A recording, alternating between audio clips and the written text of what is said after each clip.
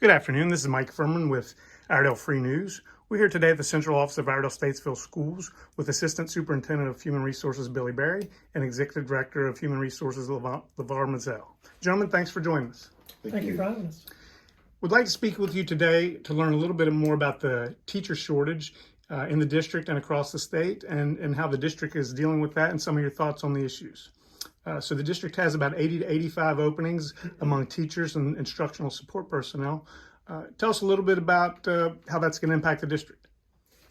So the teacher shortage is really a statewide and nationwide issue, and that really began as far back as 2008, 2009 with the recession.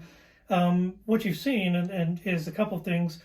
Teacher ed programs have declined by about 35% since that time. In fact, some teacher ed programs like Fayetteville State and Elizabeth City State have declined by as much as 70%. And what you've seen as a result of that is a pretty substantial teacher shortage that's taken place throughout the state. The state tracks 40th day vacancies. What that means is the state sort of looks at it and says, if you haven't filled a vacancy by the 40th day of school, chances are you're not going to find a teacher. So the number of 40th day vacancies actually doubled from 2020 to 2021, and it remains to be seen what's going to happen in 2022. I think another thing that should concern us a little is the data from the North Carolina Teacher Working Conditions Surveys, in which 7,752, I think was the number, teachers indicated that they were going to leave the profession. So, and then you couple all of that with COVID, which has, I think, encouraged people to retire early. And what we're left with is throughout the state, it's becoming more and more difficult to fill these vacancies as people retire or resign from their positions. So for the district, that's 80 to 85 positions across 29, 30 schools. Are there places where schools it's going to be more dramatic? There are. No, in some of our schools, we do have some hard to staff schools. That's mainly on the inside of the district. So we are looking to offer what we call bonuses to those for those hard to staff schools. And so anywhere we need teachers everywhere, but our inner city schools are definitely our hard to staff schools. So let's talk a little bit about some of the things the district and as a community that we can do to attract more people to teaching and get more people to stay in teaching. Well, yeah, I think the issue is nuanced. So at the state level, I think it's going to be tough to really fill vacancies in the future without changes to educator compensation at the state level. Leaving it up to the LEAs would require pretty substantial tax increases to pay the supplements that would be required to make a real difference. We do everything that we can, and I think every LEA does all that they can to do that. Other things like Tennessee just passed a law that allows retirees to come back and keep their retirement and continue to teach. That would be a great thing, I think, for North Carolina to look at. I think another thing, just from a societal standpoint, is really respect. I think COVID has been incredibly difficult for teachers. A study from Merrimack College, or a survey, I should say, came out. They do this survey every 2 years, I believe. But in 2011, 77% of teachers felt that their community treats them as professionals. That number dropped to 46% in 2022, and I think that's very telling in terms of how respected teachers feel. I think at the local level, there's a number of things that we've put in place to try and attract teachers. One of those is low-cost childcare. I was talking to one of my neighbors a few weeks ago, and he told me he pays $1,100 for childcare for one child.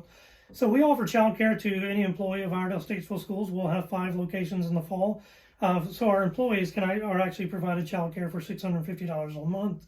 Now, it's hard to consider that low-cost childcare, but by comparison, I'd say that's pretty substantial.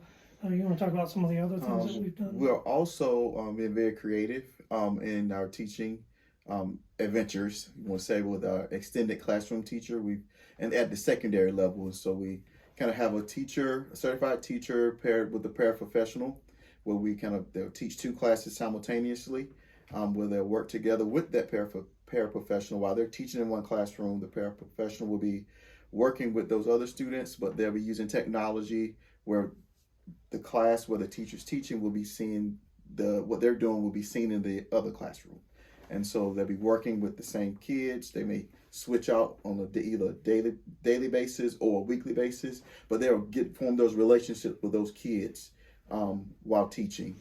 So you would increase the number of students that one teacher could impact at a time? Absolutely, Right. absolutely. Because in theory, if we didn't fill those positions, then we'd have a long-term substitute in the room that may or may not be licensed. So the idea is to provide greater access to a licensed teacher to as many students as we can. Yes. Naturally, we want to fill all of the positions, but it's important also to have contingency plans should that not happen. Yes, and I think some of our intentions is that the TA, we're kind of looking at those individuals who would like to be teachers to fill those roles, to give them the experience as a teacher, paired with a experienced teacher. Now, I know the district has also increased the local supplement, and you mentioned moving TAs to teachers. The district also has a program to help those TAs cover their educational expenses. That's right. Yes. Now, we can't cover everything, but we do have, we're fortunate enough to have grant money to help offset some of the tuition costs for any of our teacher assistants who are looking to become teachers, or at least a number of them who are. We're also looking to provide tuition assistance to non-traditional teachers, meaning someone with if I have a history degree, but maybe I've had a history degree and, have thought, well, initially I didn't want to become a teacher, but now I do.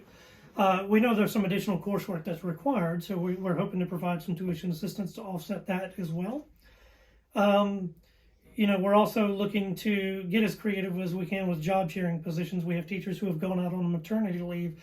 In some cases, they've agreed to take half a position. So 2 teachers who are on maternity leave can teach half a day, still, which they'd no longer be on maternity leave, but they have more time to spend with their child, but also help the school system and, earn a portion of a paycheck. So we've been able to try to go down as many avenues as we can to fill some of the positions, and that's been tough. So the early colleges begin class next week, and you're about 3 to 4 weeks away from the traditional schools starting up. How would you assess the situation right now? Is it drastic? Is it you're desperate yet? When do you start feeling, oh, we may not fill some of these positions, and we're going to have to look at making some changes? So the reason the state tracks 40th day vacancies is because the state knows that every school system doesn't fill all of their positions. That said, with the extended classroom teacher positions, with we're sending out retiree lists to all of our principals, so we could potentially bring back retired teachers full or part-time, I should say, getting creative in all these other ways. So we're throwing as many things out there as we can. Certainly, we are absolutely concerned about our ability to fill these positions. That's it's something we all take very seriously. We like every other district, we're doing the best we can with compensation, with any of the other things that may help attract teachers. But we're also fighting with every district around us for the same limited number of candidates. So to answer your question, absolutely, we're concerned. Even when we try to find long-term substitutes, we try to find the most qualified person to put in the classroom, because none of us want just anyone in front of our own children. So we certainly don't want that just anyone in front of your children. So what can the community do to help? So I think I mentioned I stopped short of mentioning residency licensure, but if you are someone that has a bachelor's degree and you're interested in teaching and never thought it was possible, I encourage you to give us a call. Really anyone with a bachelor's degree can qualify for a residency licensure. Yes, there's additional coursework you'll have to take, but there may be opportunities. Something else I think that's really important is just supporting your teachers. Yes. Our teachers have been through a lot over the past several years with the pandemic, and I almost feel like at the beginning of the pandemic, we held teachers in incredibly high regard and heralded them as heroes. And I feel like that wore off very quickly, and that's kind of unfair to our teachers because they've had to bear the brunt of everyone's frustration with a multitude of other political or societal issues, and I don't think that's very fair to our teachers because they weren't making those decisions. But just respect or taking care of them during Teacher Appreciation Week or letting them know they're appreciated. Those things I think go a long way from a community standpoint. We're certainly always looking for help, but we want to make sure we're taking care of the people that we have. All right. Anything else you want to touch on? Anything? No? All right, gentlemen. Thank you very much. Thank you.